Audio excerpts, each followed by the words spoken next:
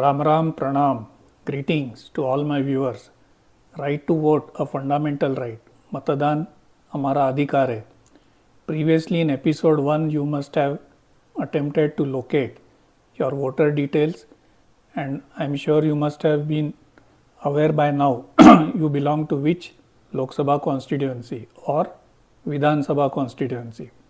You must have also located your booth or part number within your Vidhan Sabha constituency. If not, please revisit episode 1, which is already uploaded on my YouTube channel. You can subscribe to this channel to receive updates. Press the like button if you like this video and also share in your network. Based on feedback which I received from various viewers, from today onwards I would be presenting all future episodes in Hindi and English. अंग्रेजी भाषा का उपयोग जहाँ ज़रूरी है उतना ही करूँगा और बाकी हिंदी में बात करेंगे. आज का एपिसोड मेरा बूथ सबसे मजबूत में लोकसभा चुनाव क्षेत्र के बारे में आप सबको अवगत कराऊंगा. जैसा कि आप सभी को पता हो चुका होगा अभी तक, हमारा लोकसभा चुनाव क्षेत्र बारामती है, जिसमें 6 विधानसभा क्षेत्र समाविष्ट है. इनका एकत्रित नक्शा और उनके नाम मैं अभी आपके स्क्रीन पे दिखा रहा हूँ.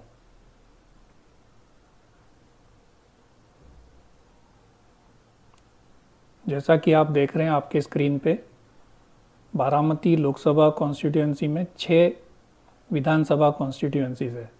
तो सबसे ऊपर जो छोटा सा येलो एरिया दिख रहा है दैट इज़ खड़गवासला, दौंड दूसरे नंबर पे, तीसरा नंबर भोर, वेल्ला, मुल्शी. ये जोग्राफिकली बड़ा एरिया है. काफ़ी ये क्षेत्र पहाड़ी इलाके से गुजरता है. जो इस एरिया से फेमिलियर है, यहाँ पे भोर वेल्ला से ही होते हुए आप टुवर्ड्स कोकण जा सकते हैं. यहाँ के फेमस जो तामिनी घाट है वो इसी भोर जिला, भोर तालुका या भोर विधानसभा कॉन्स्टिट्यूएंसी में आता है. उसके बाद है चौथे नंबर पर पुरंदर हवेली, पाँचवें नंबर पे बारामती प्रॉपर और छठवें नंबर पे इंदापुर. अभी ये 6 विधानसभा कॉन्स्टिट्यूएंसीज मिल के एक लोकसभा कॉन्स्टिट्यूएंसी पूरी तैयार होती है.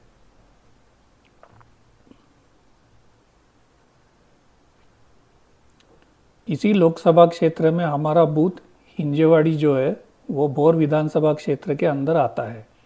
2019 के लोकसभा चुनाव में टॉप 3 प्रत्याशियों के नतीजे आपने शायद पढ़े होंगे, जो मैंने अलग से शेयर किया था. जो नहीं पढ़ पाए उनके लिए कुछ आंकड़े ऐसे हैं जो कि आपके स्क्रीन पर मैं अभी दिखा रहा हूँ.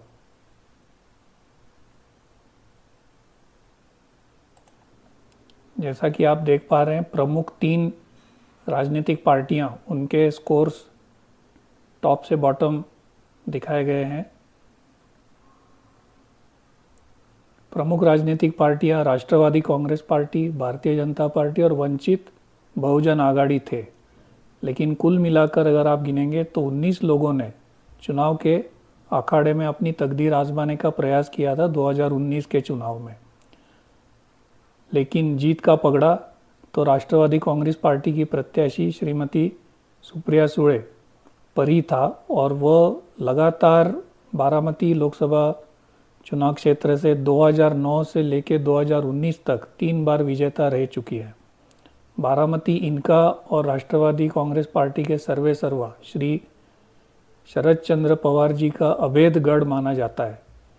देखना है कि 2024 में श्री अजित पवार अपने ही चाचा और बहन को टक्कर देकर जीत पाते हैं कि नहीं.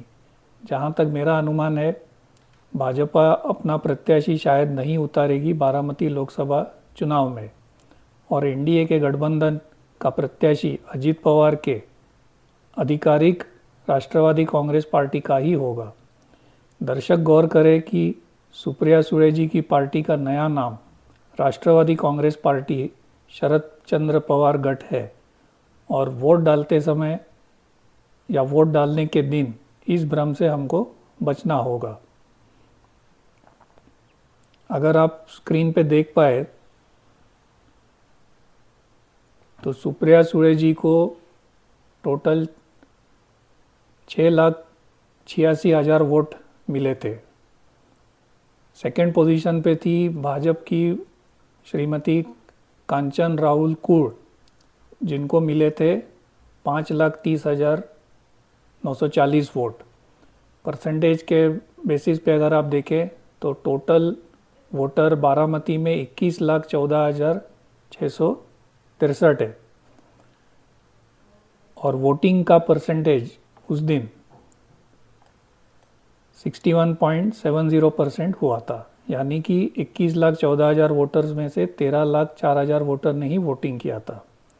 हम सबका प्रयास रहेगा कि 61% वोटिंग को हम कम से कम बढ़ाकर 71% वोटिंग करें और इसके लिए हर जागरूक नागरिक को अपनी जिम्मेदारी ये निभानी ज़रूरी है।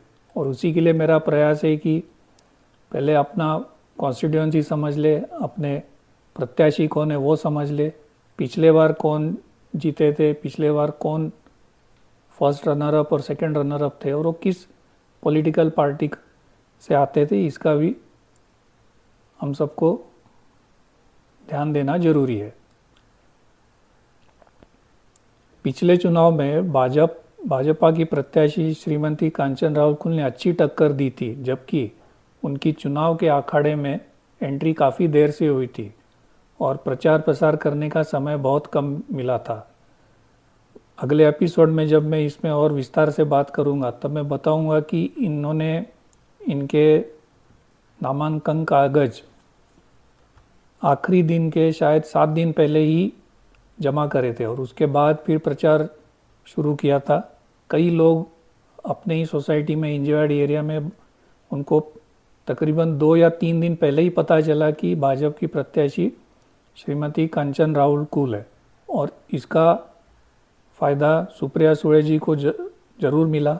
वो पहले से ही कद्दावर नेता है यहाँ की और बारामती पे उनका बहुत तगड़ी या बारामती चुनाव क्षेत्र पर उनका काफ़ी अच्छी पकड़ है। बारामती का चुनावी दंगल काफ़ी दिलचस्प और गर्मा गर्मी का रहेगा, इसमें कोई दो राय नहीं। और शायद इसीलिए श्रीमती सुप्रिया सुळे जी ने बहुत पहले से ही तैयारी शुरू कर ली है। उनके आधिकारिक या औपचारिक वेबसाइट पर भोर विधानसभा चुनावी क्षेत्र, जिसमें कि भोर, वेल्ला और मुल्शी तालुका आते हैं, उसका 2019 से 2024 का लेखा जोखा उन्होंने प्रकाशित किया है, जो कि मैं अभी आपके स्क्रीन पे दिखा रहा हूँ। सुप्रिया सुळे जी का आधिकारिक वेबसाइट supriyasule.in के नाम से है और ये मैं सीधा आपको मुल्शी तालुका का कार्य अहवाल और रिपोर्ट उस पेज पे लेके जाता हूँ।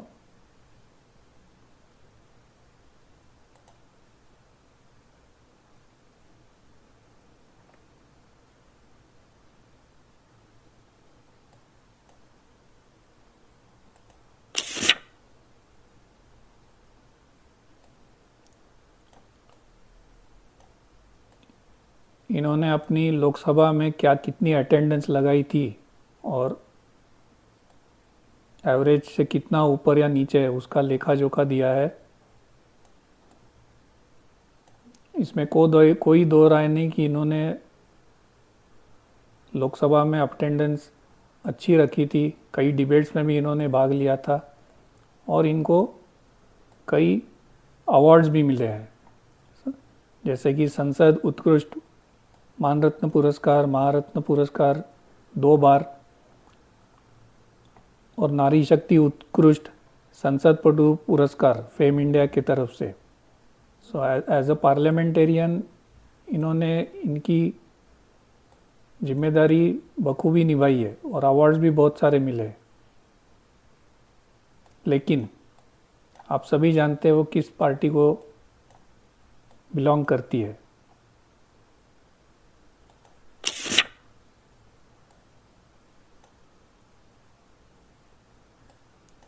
अभी इन्होंने काफ़ी डिटेल्स डाले अपने वेबसाइट पे, क्या क्या कार्य किए हैं।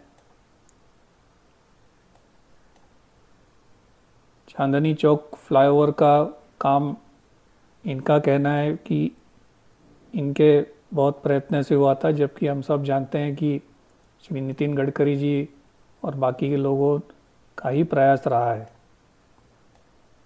बाकी और विकास कार्य इन्होंने बहुत सारे करे हैं, जिसका न्यूज़ क्लिपिंग्स इन्होंने इनके वेबसाइट पर डाला है। वेब पेज डिटेल्स यहाँ पे है, जो आप बाद में भी विज़िट करके खुद जानकारी ले सकते हैं और खुद तय कर सकते हैं कि वाकई में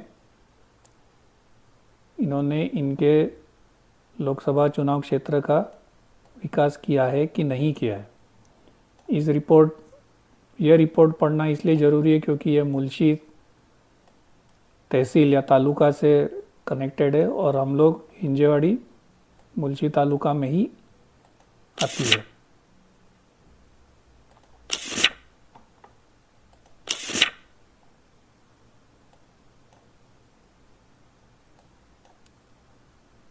कई रोड के काम की लिस्ट इन्होंने गिनवाई है। यह भी देखना हमारा काम है कि वाकई में इसमें कितने काम हुए हैं। कई लोग इस एरिया से शायद परिचित भी नहीं होंगे। दासवे, लवारडे, मुठा, पांचेत, कई बार हम लोग घूमने जाते, बट चूँकि अपना वो कोई इंटरेस्ट का एरिया नहीं रहता, इसलिए हम लोग ध्यान नहीं देते। ऐसे बहुत सारे विकास कार्यों का इन्होंने पूरा लेखा जोखा दिया है इसमें, जो आप अपने सुविधा से बाद में भी देख सकते हैं। 8 पेज का इनका शॉर्ट रिपोर्ट है।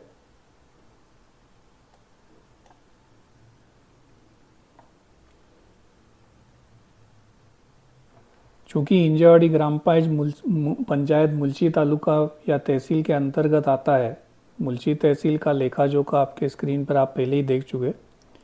आज का एपिसोड में दर्शकों के लिए मुल्शी तहसील में हुए विकास कार्य पढ़ने के लिए छोड़े जाता हूँ। अगले एपिसोड में 2019 के टॉप 3 प्रत्याशियों के स्थायी और अस्थायी मालमत्ता, जो कि उन्होंने चुनाव आयोग को सौंपी थी, उस पर चर्चा करेंगे। तब तक के लिए राम राम, भारत माता की जय।